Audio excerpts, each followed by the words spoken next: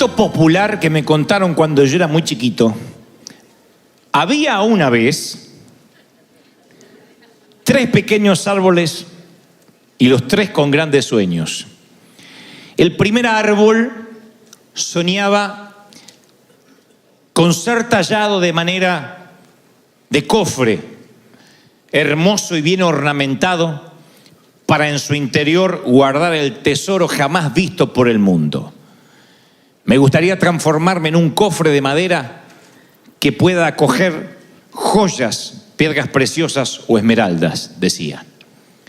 El segundo árbol soñaba con ser convertido en un gran buque, en un gran barco, pero de los grandes, que navegara los 7 mares, los 7 océanos.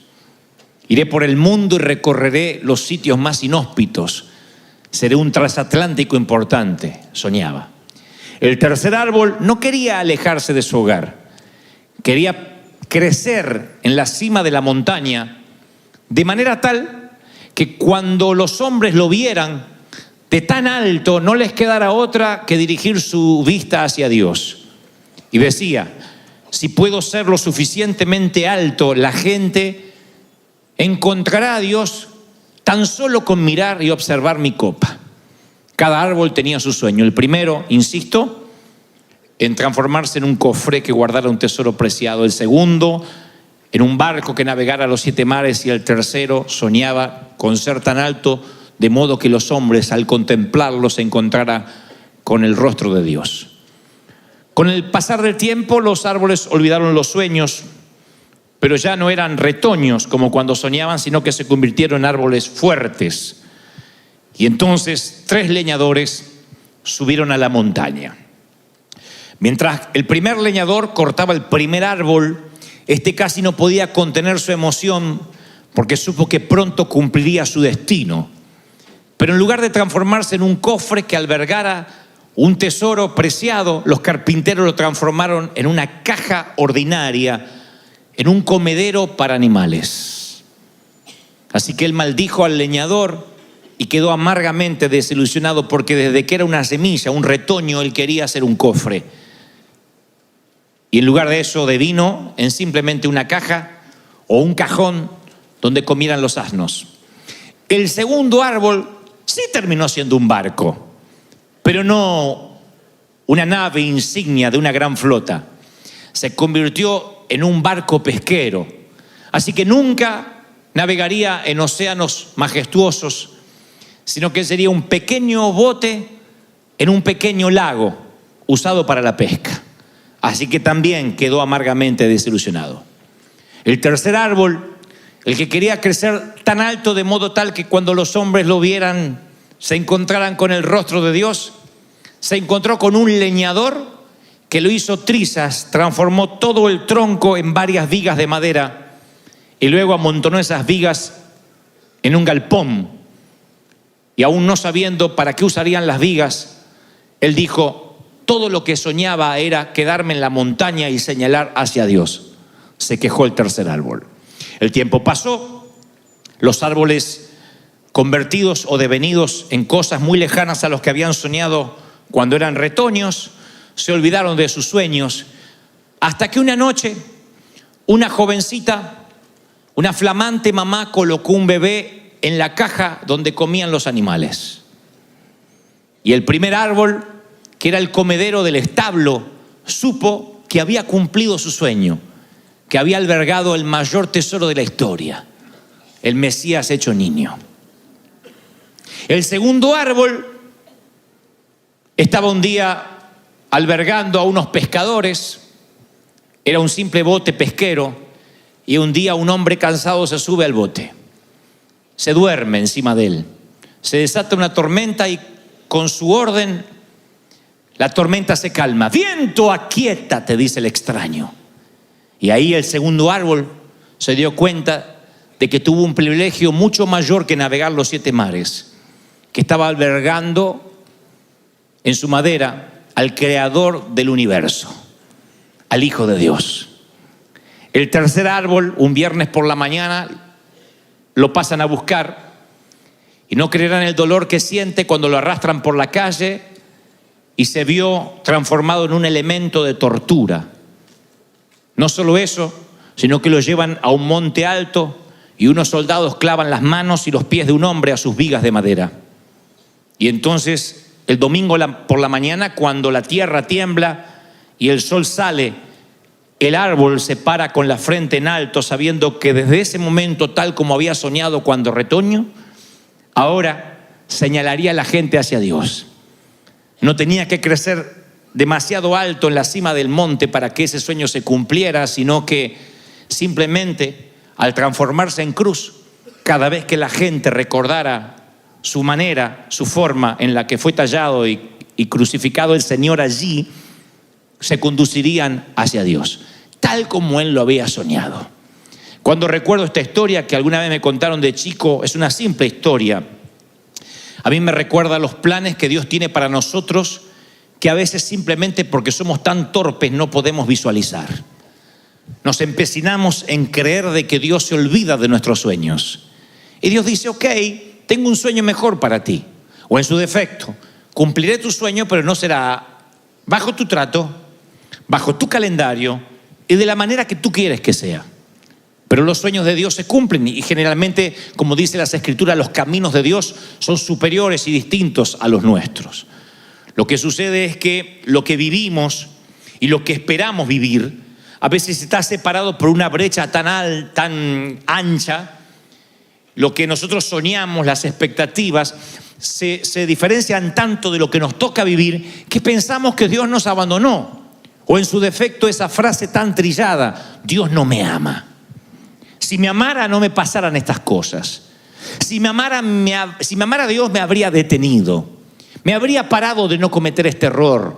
No me habría tomado esta enfermedad. No hubiese pasado por el hospital. No habría tenido que conmemorar un funeral. Pensamos que lo que nos está sucediendo es algo injusto. Y entonces hablamos con un pastor, hablamos con un rabino, hablamos con un cura y nos dice, esa es la gracia de Dios. Por alguna razón te toca pasar esto, es la gracia de Dios. Y a nosotros no nos gusta la palabra gracia porque la identificamos con algo con lo cual nos tenemos que conformar. Decimos, amor es lo que yo sueño que me pase. Gracia es el peor es nada. Amor es lo que yo quisiera que me pase. Si Dios me amara, yo me habría casado con un príncipe azul. Por gracia tengo un sapo. Si Dios me amara, yo tendría dinero. Por gracia estoy buscando empleo. Si Dios me amara, yo retosaría de salud. Pero por gracia tengo que estar confinado a un bastón, a la insulina. Tengo que estar confinado a una máquina respiradora, lo que sea, a un trasplante, dependiendo de médicos, de análisis, de diálisis, de quimioterapia. Siempre nos parece que, bueno, es la gracia de Dios, como diciendo es la misericordia que no te deja que te mueras. Y empezamos a interpretar que la gracia es algo con lo cual nos tenemos que conformar. Pero es lógico que pensemos eso, porque uno, como estos 3 retoños de árboles, sueña con algo que nos parece que es el ideal. Un día viene el leñador en forma de vida y nos empieza a hachar. Y los que nos convertimos después del hachazo no se parecen nada a lo que nos queríamos convertir. Queríamos ser ingenieros, queríamos ser astrónomos, astronautas, agrónomos. Y de pronto la vida nos empieza a pegar en nuestro tronco. Y hoy estamos muy por debajo de lo que se esperaba de nosotros o lo que esperábamos de nosotros. Y digo siempre, un día nos miramos al espejo, a los 20, a los 30, a los 15, a los 40, no sé cuándo, tenemos ese shock de mirarnos al espejo y no gustar en qué nos estamos convirtiendo. Decimos, sabes, yo no pensaba ser una mamá abandonada a los 30 años. No pensaba ser una mujer sola. Otros dicen, yo no tenía planificado a los 40 y tantos tener una quiebra financiera, estar en deuda, tener tarjetas con intereses galopantes. Otros dicen, yo no había planificado estar enfermo a esta edad de mi vida. Yo no tenía planificado una operación, una intervención quirúrgica de urgencia. Un montón de cosas que a veces llegan a nuestra vida y como los árboles nos quejamos. Uno, porque lo transformaron en un comedero de animales. El otro porque en lugar de ser un gran navío, de una flota insignia, es un barco pesquero. Y el último porque simplemente son vigas de madera esperando transformarse en elementos de tortura. Pero los tres árboles en algún momento cumplirán un sueño majestuoso, un sueño más grande que lo que ellos tenían. En la vida es exactamente igual. Hay un momento que no nos gusta lo que nos está pasando y entonces decimos: Dios me dejó de amar. Claro, porque nuestros tiempos no son los tiempos de Dios. Si pudiéramos ver nuestro futuro, estaríamos en paz. Pero Dios no deja eso librado al azar. Más de una vez las Escrituras dicen: no te preocupes por el mañana. Bástate el día con el afán de hoy. Mañana no te preocupes por lo que vas a comer, ni por lo que te vas a vestir. Lo dice como un papá. La Biblia te lo dice tal cual, con esas palabras. No es metáfora, es literal. No te preocupes por cómo te vestirás mañana. Ni Salomón con toda su gloria, ni con su majestuosidad se viste como los lirios del campo. Y si los lirios del campo, si los pajaritos no les falta el nido porque Dios vela por ellos, ¿cuánto más por ti? Preocúpate por el hoy. Pero nosotros somos como el niño de 7 años que nos dice: papá, no puedo tomar mi cereal porque no sé cómo cotizamos en la bolsa hoy. No sé cómo está el petróleo, el eurodólar. Estoy preocupado por las Naciones Unidas. Tú le dirías: no te preocupes, está por encima de tu edad. Está por encima de tu nivel de comprensión y por encima de tu nivel de preocupación. Bástate hoy, toma el cereal, disfruta, y lo que tienes que hacer es portarte bien y no traer una mala nota en matemáticas. Es toda tu responsabilidad.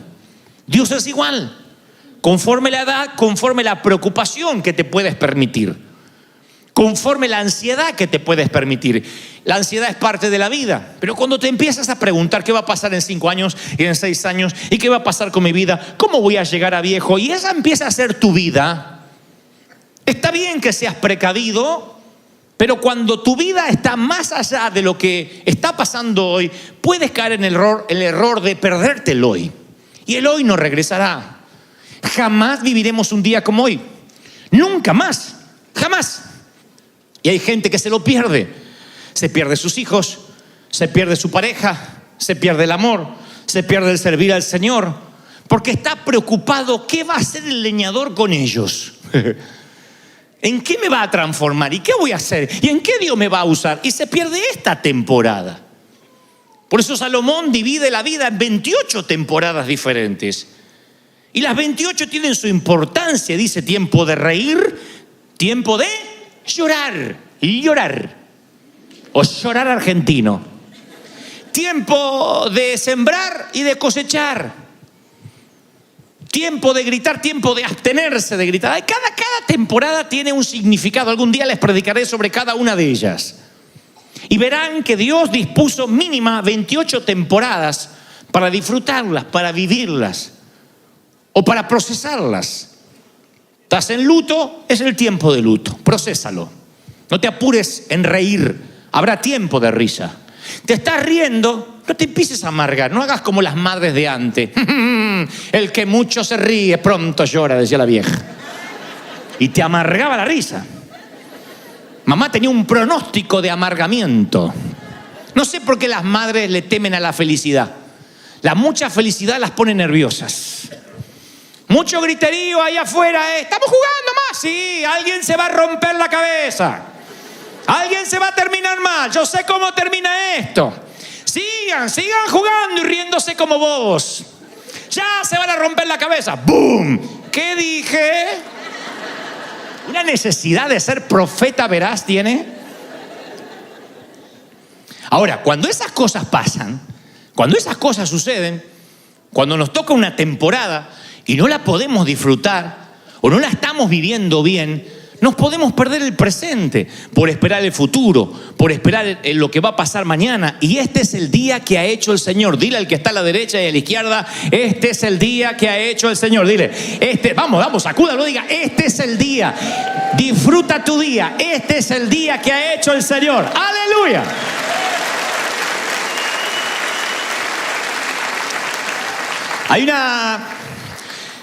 Hay una palabra que se le agrega la palabra amor, que es la palabra incondicional. Siempre se la pega, amor incondicional. Y aun cuando se habla de el amor ágape, del amor de Dios, decimos, y Dios te ama incondicionalmente, pasa al altar. Pero la Biblia no aparece incondicional pegado al amor de Dios. No porque el amor de Dios no lo sea, pero al pegarlo de una manera como implícita, como que si ese amor de Dios es incondicional, podemos caer en el error de faltarle el respeto a la palabra. O sea, de no darle la importancia que se merece. Es como cuando un matrimonio dice, ¿tú me amas? Sí, si no, no estaría contigo, ya te hubiese dejado hace tiempo. No es lo que esperaba oír. ¿Y por qué me amas? Y qué sé yo. No tengo ganas de pensar por qué te amo.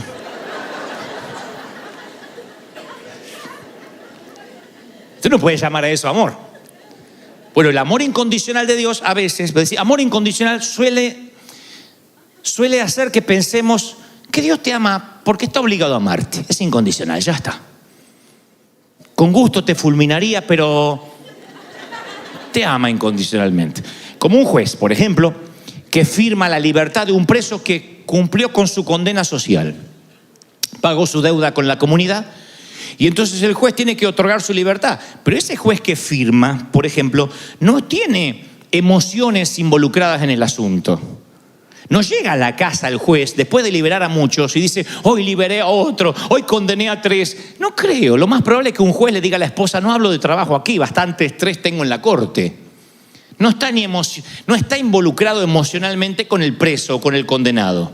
A veces pensamos que Dios es un juez similar. Bueno, está bien, por la sangre de Cristo te perdono y si no me queda otra que amarte, ¿cómo no te voy a amar? Sin embargo, yo voy a las Escrituras y veo a Abraham, un hombre de fe. Dice Abraham, el padre de la fe. Miren el nombre que le dan al profeta, el apodo, padre de la fe. ¡Ja!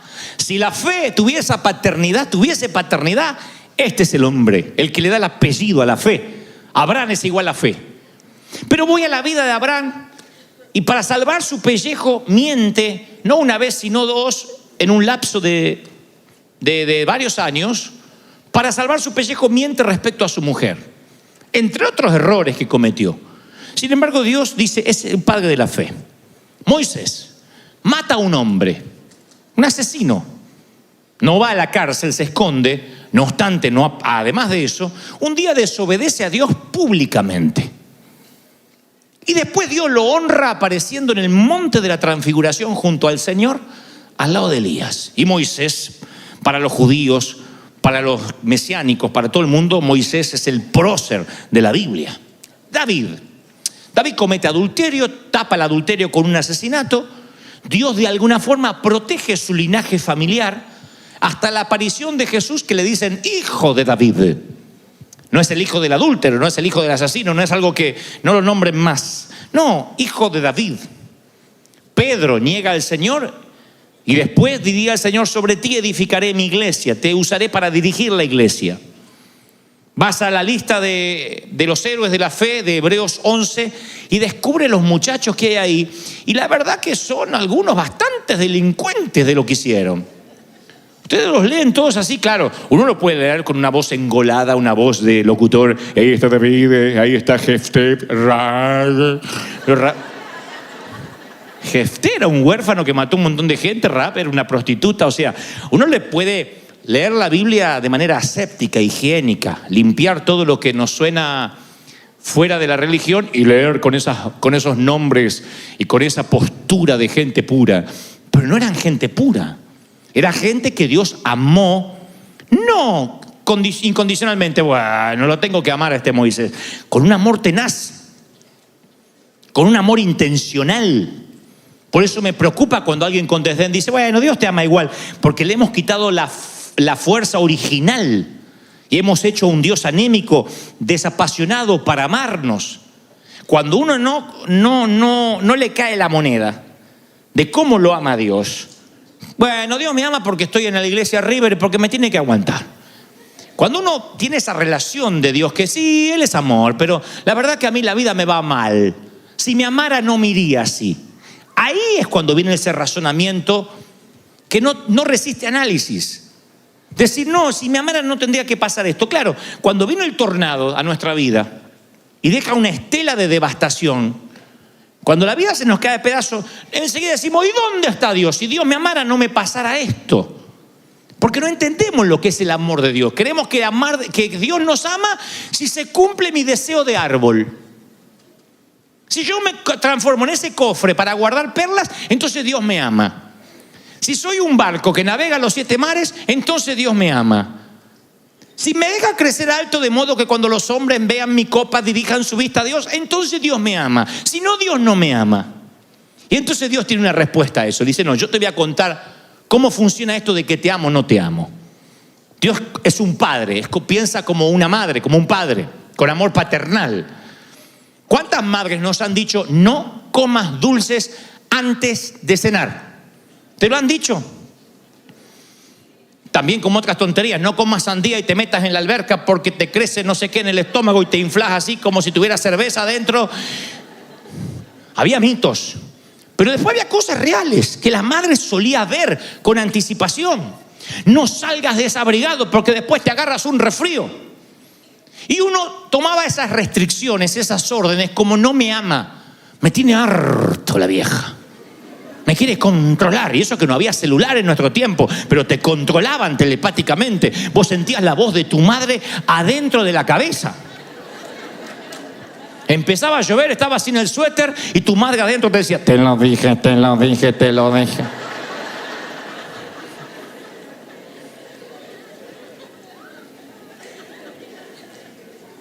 Entonces, nos cuidaban, nos protegían. Y a veces esas protecciones venían disfrazadas de penitencias, disfrazadas de chanclazos. En mi tiempo no había penitencia, había chanclazo. El primer aviso era un chanclazo. El warning. El warning era acá. Ya la multa era en otra parte del cuerpo donde te van a ver la marca y vas a tener que pasar vergüenza. Porque ahí no las podías demandar a las viejas. Yo una vez fui con 5 dedos acá. Así, toda una mano dibujada. ¿Y ahora qué digo? Dígale, traje una mala nota y por eso tengo la mano de mamá en la cara. Va a pasar vergüenza encima. Más paso vergüenza yo. Así eran las madres de antes. Yo no lo podía entender. Ahora, ella no me odiaba. Yo sé, me consta lo que me amaba. Pero ella entendía que para poner un hombre de bien, con la psicología tal como la entendía, con la pedagogía que había en ese tiempo, había que hacer lo imposible, aunque duela. No estoy haciendo apología a golpear ni a pegar. No me saquen de contexto en los tiempos modernos. El pastor dijo que hay que dejar los dedos marcados. No, estoy contando mi experiencia. En eso entonces ni se nos ocurría pensar que era la manera en que nos estaban odiando. Mamá nos decía, me duele más a ti que a mí. Mentira, yo tenía la nalga como un mandril, pero le dolía a ella. A mí me duele más, decía. Y se iba la vieja. No le dolía, a mí me dolía.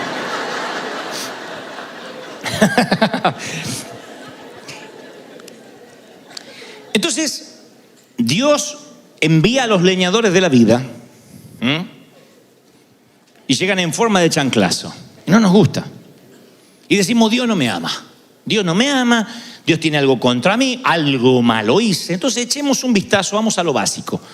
San Juan 3:16, el versículo que le enseñamos a los niños desde la escuela dominical. De tal manera amó Dios al mundo, que ha dado a su Hijo unigénito para que todo aquel que en Él crea no se pierda, mas tenga vida eterna. Pensemos un minuto. ¿Cómo envió a su Hijo? No lo envió con trineos, no lo envió vinieron con algunos alces, con algunos renos y cayó como un regalo, ni tampoco como un héroe de Marvel. ¡Oh! A salvar el mundo. No vino así. ¿Cómo lo envió? Mandó a su Hijo unigénito para que le flagelen la espalda, le arranquen las barbas, para que lo torturen, lo desnuden, para que le coloquen espinas en la cabeza, para que lo maten de a poco, para que sufra el peor dolor que un ser humano jamás soñará. Porque de tal manera te amó que dio a su hijo. Piensen, papás y mamás, ¿darían su hijo por amor a alguien? Yo puedo amarte mucho, pero me dices, ¿darías tu hijo? ¿Darían vuestro hijo, Megan, Jason, Kevin, Brian? ¿Darían a alguno de sus hijos? ¿Lo pueden matar? Sí, mátenlo por amor a ti. ¿O no? En ese orden, en esa línea de pensamiento, mi amor tiene un límite. Hasta mis hijos. Después no. No podría soportar el dolor de ver que torturan, matan a mi hijo para salvarte a ti de la cárcel. Mira, estoy pagando una condena, metí la pata, pero si tu hijo se hace cargo de mi condena, pasa que yo violé a unos menores. Y sé que si voy a la cárcel me van a violar, me van a torturar. ¿Podrías mandar a tu hijo que se haga pasar por el violador, que diga que fue él? Así yo me puedo congregar, tener una vida nueva. Lo único que tiene que decir que él estaba en el lugar del crimen y él que lo metan preso y lo torturen y le peguen en la cárcel. Oh, sí, porque te amo. Ahí mando a mi hijo. No resiste análisis. Así te ama el Señor. No es, bueno, te amo, ¿qué va a hacer? No es un amor incondicional con desdén. Te ama. Entonces, cuando la vida te golpea, cuando te pasan cosas, cuando el leñador viene y te da el chanclazo, no tengo derecho a decir, Dios no me ama a mí. ¿Qué? Después de haber mandado a su hijo, ¿estás diciendo que Dios ama menos a su hijo que a ti? ¿Que Dios ama más a él que a ti? Mandó a su hijo y ninguno de nosotros daría a su hijo por nadie. A mí me dicen, ¿mandarías a tu suegra a la cárcel para...? Bueno, de tal manera amó Dios al mundo que ha dado a su suegra.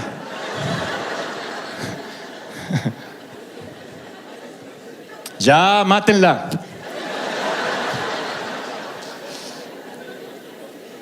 ¿Un hijo? No un hijo. Quienes tenemos hijos sabemos lo que se siente por un hijo. No es el amor, ni siquiera filio, no es el amor erótico. Es un amor que no puedes definir. Las madres tienen en su vientre 9 meses gestando un hijo y ya lo aman sin conocerlo, sin saber cómo luce. Porque una ecografía no le hace justicia. Y luego lo amas y ese hijo es un hombre de bien o un hombre de mal, pero tú lo amas. Y Dios dice, así es mi hijo y lo di por ti. No tomes eso con desdén.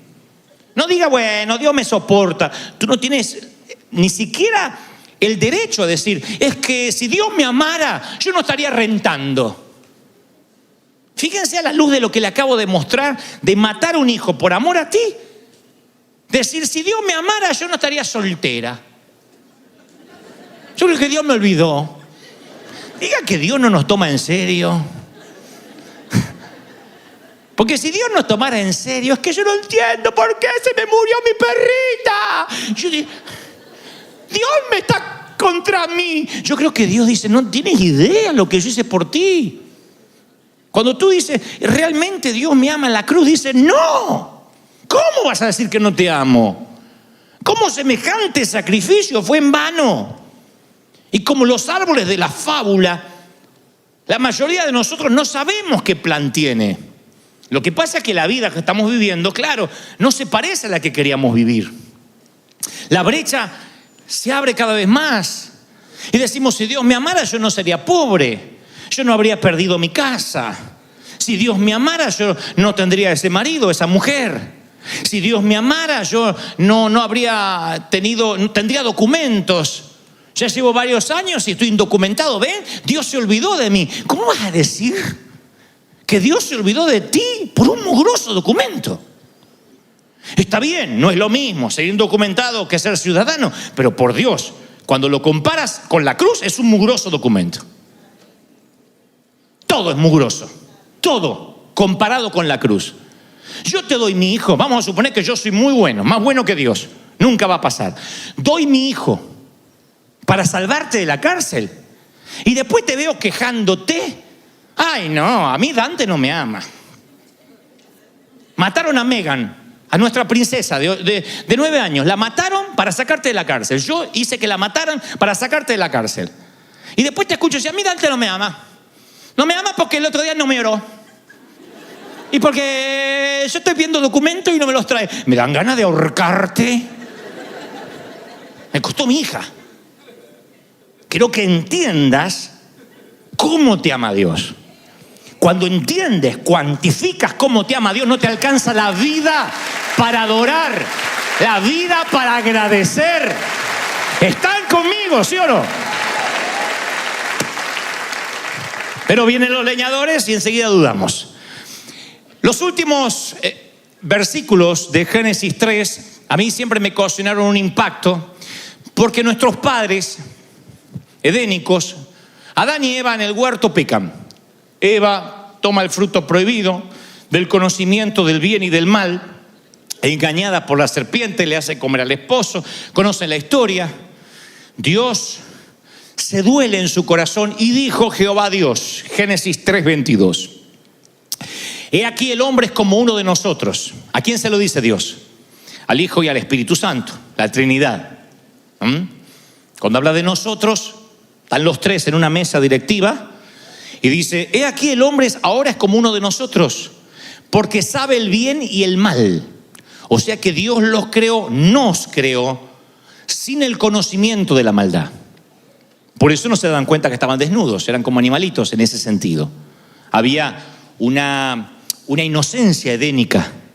Cuando se dan cuenta que están desnudos, el primer alerta de que ahora estaban conociendo lo que estaba mal y lo que estaba bien. Una de las cosas que no tenían ellos conocimiento, no había una parte cognitiva de su cerebro para entender lo que era la vergüenza. Ahora entienden lo que es la vergüenza, entonces Dios dice, estas emociones nuevas yo no se las di a ellos. Comieron del árbol del conocimiento del bien y del mal. Que no alargue la mano ahora y tome también del árbol de la vida y coma, porque ahí va a vivir para siempre. O sea, había un árbol del conocimiento del bien y del mal y había otro árbol de la vida. Que si comían del árbol de la vida, no iban a morir jamás. ¿Qué hizo Dios? Lo sacó del huerto para que labrase la tierra. Echó pues fuera al hombre y puso al oriente del huerto de Edén querubines y una espada encendida. No imaginen Star Wars, sino un ángel con una espada de fuego. Para todos lados, para guardar que ninguno se acercara al árbol de la vida. Yo pregunté en el primer servicio y hago el mismo interrogante. ¿Ustedes ven gracia en este versículo, gracia de Dios, amor de Dios? Sean honestos, no tienen que hacerse los espirituales. ¿Ustedes ven el amor de Dios acá? Con un ángel cuidando el árbol de la vida, que no sea que se haga eterno como nosotros. El ángel. Uno, si lo lee rápido, dice, Dios está enojado, encima no quiere que le toquen el otro árbol. Pero lo leo otra vez y yo pienso, ¿qué hubiese pasado si Dios les hubiese permitido a nuestros padres caídos quedarse en el jardín y comer del árbol de la vida? Ya conocían el pecado y ahora serán eternos. Entonces no habrían vivido en el paraíso, habrían vivido en un infierno. Habrían sido eternamente rotos, eternamente quebrados, eternamente miserables, eternamente arruinados por la culpa y vacíos, muy vacíos, llenos de penas, de amargura, de resentimiento. Tenían que morir para poder renacer, para Dios le diera una nueva oportunidad. Si ahora que habían metido la pata, iban y comían del otro árbol, se iban a hacer eternamente metedores de pata. Eternamente pecadores. Y si el grano no cae a la tierra y muere, no puede llevar fruto. Lo que trato de decir, ¿puede la muerte ser un regalo de la gracia de Dios? Sí. Si no mueres, ¿cómo vas a nacer otra vez? Si no mueres, ¿cómo te encuentras con Cristo? Sin embargo, nosotros, torpes como los árboles del cuento, cuando la muerte golpea en casa, Dios me dejó, ¿por qué Dios me hace esto? Porque es un regalo de gracia, aún la muerte. No la queremos, no estamos apurados, pero cuando llega, no es que Satanás metió la cola. ¿Puede ser que la muerte sea la gracia con un disfraz? Sí. Yo le llamo gracia de Halloween, o como dice este mensaje, el título, los disfraces de la gracia. Es la misma gracia de Dios que se disfraza. A veces la gracia viene en un disfraz que no nos gusta. Los árboles vieron a la gracia llegar disfrazados de leñadores.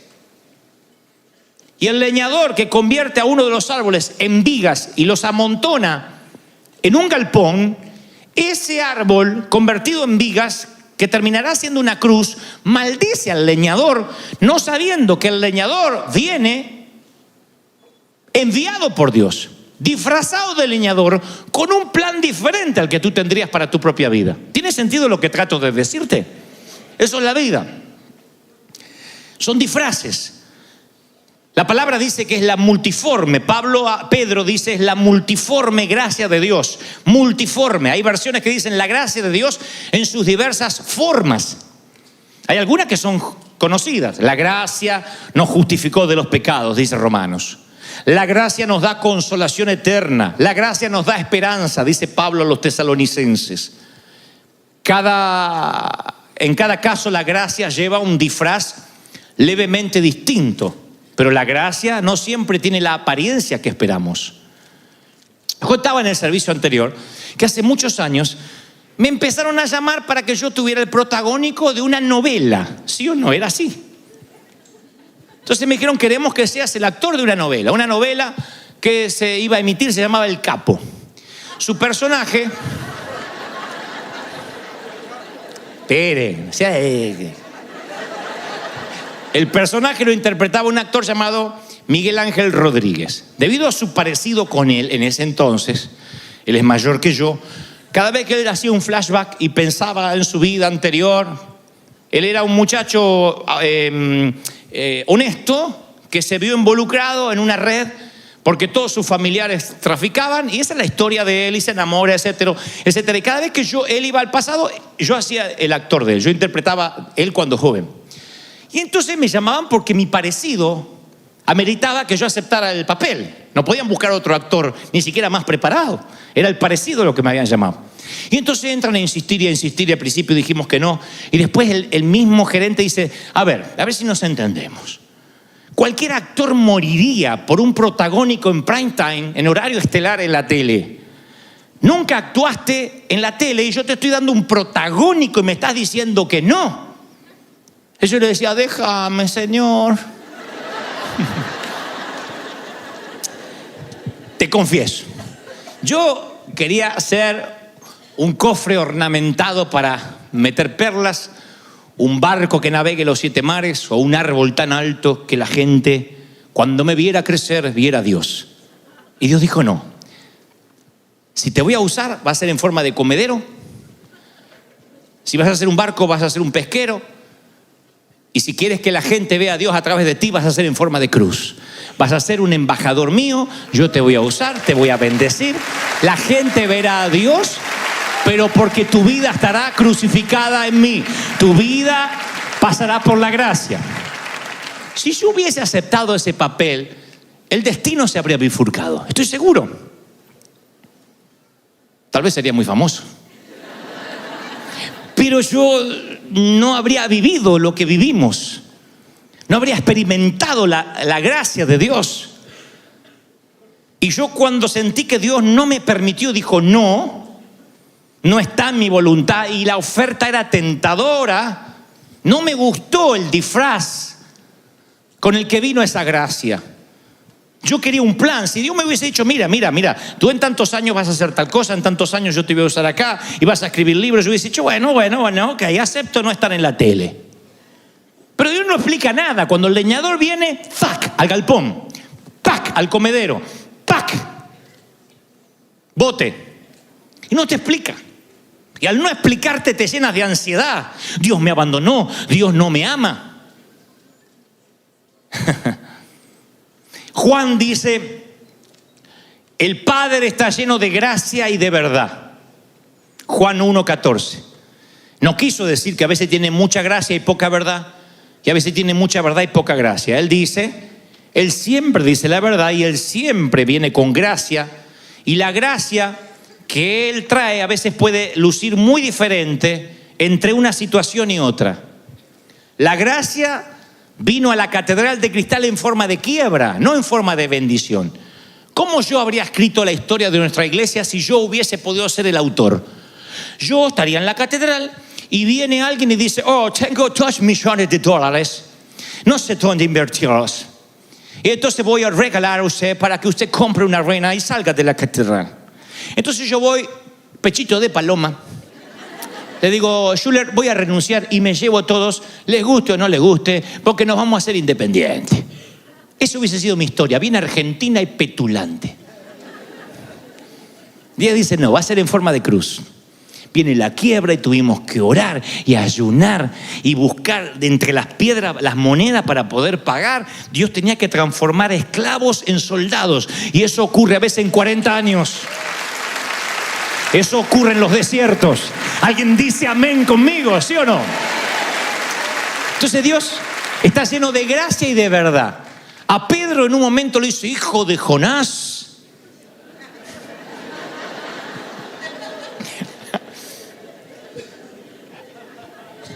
Tú esto no lo sabes por tu propia boca. No te lo ha revelado ni carne ni sangre. Y Pedro se agranda. Al tiempito después, creo que por la cronología bíblica, porque le dice, esto no te lo reveló ni carne ni sangre, se lo dice en Mateo 16, 17. Después, al poquito tiempo le dice, vete de aquí, Satanás, a Pedro. Me eres de tropiezo porque no pones la vista en las cosas de Dios. Del bendito seas, al quítate delante de mí, Satanás. Yo digo, uy, tuvo un mal día Jesús, un desfasaje hormonal. La primera frase está cubierta de gracia, la segunda no. No, son dos tipos de gracia, son dos tipos de situaciones diferentes, necesitando gracia diferente. Yo recuerdo momentos muy tiernos con mi mamá, que me decía chiquito y me tocaba la cabeza y me cosía el botón que me había caído. Y para mí eran los momentos de ternura. Y después la vieja con el chanclazo. En una me amaba y en otra me odiaba. O tengo que creer que eran diferentes tipos de gracia conforme la situación. En una necesitaba que me cosan el botón, en otra necesitaba que me dejen la nalga como un mandril. La vida, a veces vamos a sentir las correcciones. No desmayes cuando eres disciplinado con Él, porque Dios al que ama, ¿qué dice? Disciplina. Y hay cosas que nosotros entendemos por rigor. Ojalá entendiéramos por la buena. Y no me miren con cara como diciendo, yo sí entiendo por las buenas. No, porque eres como yo. Hay cosas que las entendemos con rigor. Hay cosas que se nos marcan a fuego con fuego. Y hay cosas que Dios nos habla tiernamente y la entendemos, pero cuando se trata de decisiones, cuando se trata de cambios, Dios nos tiene que mover a veces el nido. David Cho cuenta en un libro maravilloso llamado justamente Maravillosa Fe, que los pichones de águila no vuelan por sí mismos. Y las madres saben que eso ha de ocurrir, porque el nido es muy confortable. Y los pichones de águila podrían quedarse ahí hasta ser adultos. Muchos padres saben de esto. Es tan confortable el nidito que el nene con 44 no vuela. Vamos a volar, a volar.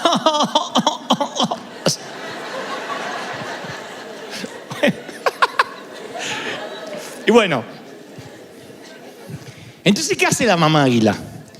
Arma el nido con espinas. Espinas. Y sobre las espinas le hace un colchón cómodo, con paja, con barro, para que no sientan las espinas. Quien mira el comportamiento de la madre dice, esta madre está loca. ¿Por qué no hizo todo el nido confortable? Pero es confortable cuando nacen, cuando están los huevos ahí. Cuando los pichones nacen y son chiquititos, los alimenta, ellos están confortables. Y después, ustedes pueden ver esto en YouTube de reprise que hay de documentales de la National Geographic. La madre con el pico los empuja a volar, porque ya ve que tienen alas. y tienen que lanzarse desde los picos más altos de las montañas. Y los pibes no quieren saber nada. No, que estoy esperando la voluntad de Dios.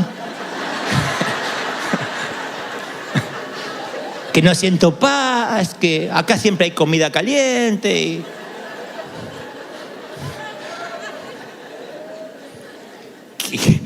Que nos enseña en la naturaleza lo que hace la mamá águila. Saca lo confortable con el pico, saca la paja, saca el barro y se empiezan a lastimar. Y es un griterío. ¡Ah! Ustedes ven en el documental que los aguiluchos empiezan a lastimarse, se empiezan a clavar. Y tienen dos opciones, o una muerte segura o una muerte probable de tirarse a volar. Si se queda, se mueren. Alguien está hablando, Dios, que tiene que cambiar el colchón.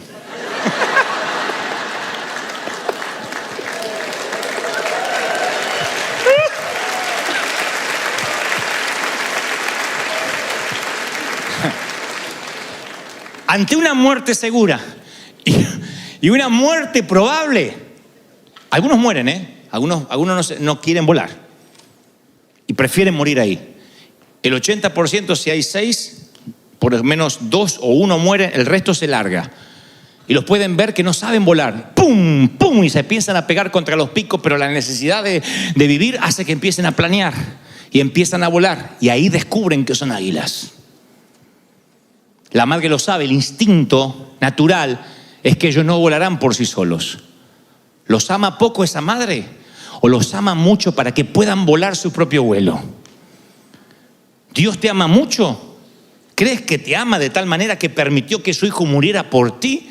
Bueno, entonces no te sorprendas si la vida te empieza a clavar o a pinchar. Te ama.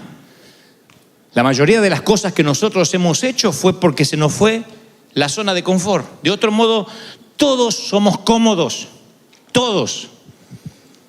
Dejamos de trabajar duro apenas nos sentimos un poco de comodidad. ¿No será que a veces las crisis son permitidas por Dios porque son disfraces de la misma gracia? Disfraces de la misma gracia que Dios nos ama. De manera tal que dio a su Hijo para que no te pierdas. Voy a las Escrituras y veo que Jacob anda con la cadera dislocada, peleando después de pelear con un ángel. Y ahí se llama Israel, príncipe con Dios. Veo a Pablo, el gran apóstol Pablo, y Dios dice: bástate en mi gracia, no voy a sanarte el aguijón que te abofetea. Voy a cada uno de los personajes, veo a los discípulos, cada uno contando con un dolor, con una herida, con una espina. Yo pensé que uno llegaba al evangelio y teníamos vidas perfectas, y resulta que no. Resulta que somos, como digo siempre, gente rota, no hay vidas perfectas. Resulta que el truco está en buscar los dulces más allá del disfraz. Más allá de lo que te haya tocado en la vida, tienes que encontrar los dulces, si no te vas a vivir amargando por boberías, por tonterías. Decía en el servicio anterior, si te amarga un vaso roto, una taza de café sucia en tu casa, si te amarga que le falta aceite al auto, lo que sea, si eres varón o mujer, si te amargan las tonterías, si las tonterías están dentro de tu radar de amargura, te hacen falta problemas reales. El desagradecimiento nace a partir de no haber tenido crisis. Entonces, ¿cómo logramos poner hijos agradecidos como hombres de bien? Sin que crean que la vida les debe algo. Porque quieren un auto y si podemos se lo compramos en cuota, nos endeudamos hasta acá y le compramos el auto al nene para que no se traume. Cuando él le empiece a costar algo en la vida, va a decir: Dios me dejó de amar. Entonces nuestra responsabilidad es que tengamos el confort, pero que no nos olvidemos de quién proviene lo que tenemos. Nabucodonosor se llena de orgullo y dice: qué gran rey soy, miren todo lo que he logrado, y pierde la noción, pierde su juicio cabal, y por años queda como un antisocial, como un rebelde, como una bestia, pastando como un buey, dice la Biblia. Y él dice más: recuperé la razón y tuve más gloria que antes. Cuando dice eso, uno dice: este tipo no aprendió nada. Pero luego dice: pero ahora sé de dónde proviene lo que tengo. Ahora sé cuál es la fuente de mi riqueza, y que Dios bendice al que quiere bendecir. Es el corazón agradecido lo que agrada a Dios. Ni la abundancia ni la pobreza. La abundancia no es que estás mal y la pobreza que estás bien, ni viceversa. Es reconocer de dónde proviene el favor que tienes. Y Dios dice, mientras que tú reconozcas de dónde viene el favor, yo te voy a bendecir, te voy a abrir puertas, te voy a dar. ¿Están conmigo? Ahora, ¿cómo nos fundamentamos en la vida? Voy a terminar. ¿Cómo nos fundamentamos en la vida? Entendiendo que las espinas, que los leñadores, son parte del trato de Dios. ¿Me vas a decir, piensas, que aquella muerte me dio algo, un valor agregado, aparte de dolor? ¿Estás por decir que mi divorcio de alguna forma me ayudó en algo con todo lo que tuve que atravesar? ¿Que aquel abuso fue permitido por Dios de algún modo? Bueno, no voy a responderte yo, dejaré que lo haga Pedro. Pedro dice, en su bondad, Pedro 5:10, primera de Pedro 5:10. En su bondad Dios te llamó para que participes de su gloria eterna por medio de Cristo. Entonces, después que hayas sufrido un poco de tiempo, te dará 4 cosas. Te restaurará, te sostendrá, te fortalecerá y te afirmará sobre un fundamento sólido. Lo diré otra vez. Después que sufras un poco, después que las espinas te lleven a volar contra tu voluntad, te restaurará, sostendrá, fortalecerá y afirmará. Y cada palabra que Pedro usa es un cuadro vívido que respalda lo que dice. Restaurará. La palabra en el original griego es kartasein. Es la palabra que se usa para remendar redes. La palabra que se usa para reparar una fractura. Dios dice, a través del leñador, yo voy a reparar el carácter que tienes. Va a remendar las heridas, las va a tapar. Se dice que el compositor inglés Sir Edward Elgar en cierto momento escuchó a una niña cantar una de sus obras. La niña tenía un registro excepcional, una técnica casi perfecta, y él dijo lo siguiente, es una frase acuñada por muchos músicos a partir de él. Él dijo, aunque canta bellísimo, no cantará asombrosamente hasta tanto alguien o algo le rompa el corazón. Y cuando la niña se transformó en una adolescente y en una joven, se enamoró y le rompieron el corazón, su voz mejoró notablemente, porque este compositor solía decir que el sufrimiento es una circunstancia que te agrega, te añade gracia, de modo que ninguna otra cosa en la vida te la podría agregar. Una persona que ha perdido seres queridos, sus ojos, luego del dolor, se llenan de dulzura y comprenden a otras madres que sufren lo mismo, la comprenden. El abrazo de alguien que sufrió, el abrazo empático de alguien que pasó lo mismo, no es igual que aquel que no lo pasó. ¿Has estado en un funeral? Cuando uno va a un funeral, el único abrazo que te calma es el que fluye la misma sangre que tú. Porque cuando está tu mamá en un ataúd, el único abrazo que logra que la tristeza amaine un poco es el abrazo de un hermano que dice mamá. Y para él también es mamá. No es lo mismo la vecina, ay, qué buena señora que era su mamá. No es lo mismo la comadre que no se visitaban en 30 años, ay, vine apenas me enteré. Que las lágrimas de tu hermano, de tu hermana, que lloran el mismo padre. ¿Sí o no? ¿Qué se produce? Que tú te conectas mucho mejor a través del dolor que a través de la alegría. Mucho mejor. El dolor conecta. ¿Saben por qué esta iglesia está tan conectada? ¿Saben cuándo esta iglesia estuvo lista para vivir lo que estamos viviendo? Cuando me dijeron esa frase, pastor, aunque no nunca nos dé techo el Señor bajo un árbol, vamos a seguir congregándonos si la presencia no nos deja. Ese día el sufrimiento nos hermanó. Y oigan, por eso los soldados, los veteranos de guerra defienden a los propios porque estuvieron en la misma línea de batalla. Porque ahí no te hermana el uniforme ni la bandera, te hermana el sobrevivir.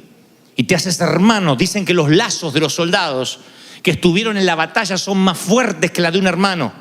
Por eso David y Jonathan se amaron tanto. Porque compartieron batallas. Y cuando tienes que poner espalda con espalda y pelear y defenderte, algo te hermana. Por eso Pedro dice literalmente, restaurará. ¿Cómo te restaura el Señor? A través del dolor te restaura, te hermana, te hace entender a los que sufren, te hacen que no te olvides de dónde saliste. Luego dice esterixen, la palabra sostendrá. Ahí la palabra esterixen es sólido como el granito. Porque que te rompan el corazón provoca dos cosas: o que te desmorones o te hagas sólido. Pero no el corazón de piedra, sino que se te hace piel de rinoceronte y corazón tierno, no al revés. Y cuando se te hace sólido, ninguna cosa te voltea. Pedro dice, no solo te va a sostener, te va a fortalecer. Stenium es la palabra en griego. O sea, te va a llenar de fuerzas. Si tu llama es débil, viene un viento y la apaga. Pero si la llama está más o menos encendida, viene un viento y se enciende más. Los que hacemos asados argentinos lo sabemos. Viene un viento y enciende más, te incendia el asado. Pero si la llama es débil, te la apagó. Si tu vida es débil, si tu fe es débil, ay, me duele la cabeza, ¿no tendré un tumor? Se la apagó la poca fe que tenía la condenada. Y finalmente afirmará, temelium, que significa sentar los fundamentos. Te hace unos fundamentos. Cuando uno descubre las grandes verdades de la vida, de qué se trata el juego de la vida, te hace unos fundamentos. Apenas uno descubre de qué se trata el juego de la vida. Yo te voy a decir, la vida no es el juego de la oca. La vida, el juego de la vida es, el principio de la sabiduría es lograr mirar en perspectiva tu propia vida, hacer círculos. Y en esos círculos meter la gente importante, la menos importante, la que no te tiene que afectar, las cosas importantes, las cosas menos importantes, las que no te tienen que interesar. Diferentes círculos. Ese es el principio de la sabiduría. Cuando ustedes ven a alguien joven, pero que parece sabio, no es porque tiene más dinero o más educación, sino porque trazó círculos, como hizo el Señor. Él tenía a los discípulos, a los 12, tenía a los 3, al 1, a los 3, a los 12, a los 40, a los 120, a las multitudes.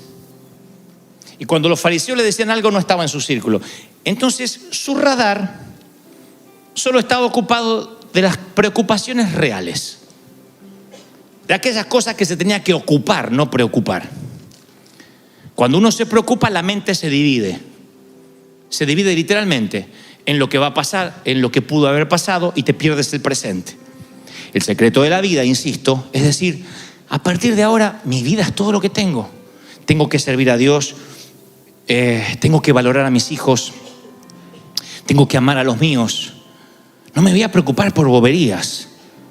Entonces cuando los espinos, cuando la vida se pone difícil, cuando la tormenta empieza a soplar, en lugar de que te apague la llama, el pábilo, se te enciende el fuego, se te afianza la fe, porque tú tienes bien definido cómo es el juego de la vida, de qué realmente te tienes que preocupar. Y te lo digo porque yo fui un torpe gran parte de mi vida. Me preocupé por tantas tonterías que hoy me importa 3 cuernos. Póngale en los mexicanos otro nombre. Le iba a decir, pero va a quedar feo. Y me acuerdo que a los 20 estaba tan preocupado, a los 30, ¿qué dirán? Los pastores no me van a querer, y fíjate aquello, y mi papá no va a estar orgulloso, y lo que dijo, y lo que opinó. Tantas cosas que volaban dentro de mi radar y no me dejaban ver los verdaderos aviones. Hoy entiendo lo que realmente vale. Hoy entiendo que la gracia viene disfrazada de diferentes maneras, y el closet que tiene Dios es tan amplio que a veces uno ve esos disfraces como ataques diabólicos, o lo que es peor, que Dios quitó la mano. Y no, es Dios tratando, fortaleciendo, ayudándote. Dios dice, yo tengo una vida mejor para ti. Yo tengo sueños que ni siquiera han pasado por acá y te voy a sorprender. No, pero que yo quiero ser un cofre. ni sabes lo que vas a guardar. El Mesías va a estar allí. No, que yo quiero ser un barco de 7 mares. ¿Para qué? ¿Para que te naveguen los piratas? Yo te voy a poner en el lago para que el maestro calme las aguas y seas el mudo testigo de los milagros más grandiosos que jamás se hayan escrito. Yo quiero crecer alto. No, yo te voy a poner en el monte de la calavera y a través de los siglos la simbología de ti, árbol, estará sobre las catedrales, sobre las iglesias, en los cementerios, en los panteones, colgará de los cuellos, estará en los crucifijos, estará en los rosarios, estará en todo sitio. El mundo se persignará con tu forma, árbol. El mundo te recordará, el sumo pontífice hará tu señal. La gente correrá a la cruz, habrán canciones en tu nombre, árbol.